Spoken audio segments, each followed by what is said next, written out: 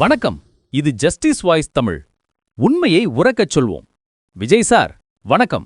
உங்க 2ஆம் ஆண்டு விழா பேச்ச முழுசா கேட்டோம்.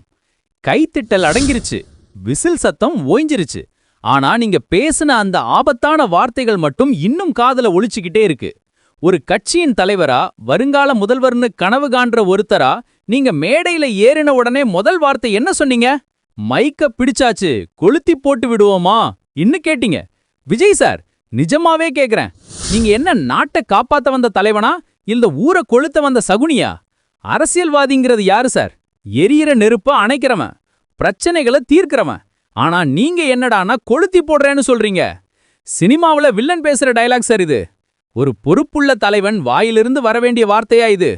கொளுத்தி போடுற வேலை பண்றதுக்கு பேர் அரசியல் இல்ல, அதுக்கு பேரு சமூக விரோதம். மக்களுக்கு தேவை வெளிச்சம் சார், நீங்க ஏத்துற தீப்பந்தம் இல்ல. ஆரம்பமே அமர்கலமா இல்ல, ரொம்ப ஆபத்தா இருக்கு.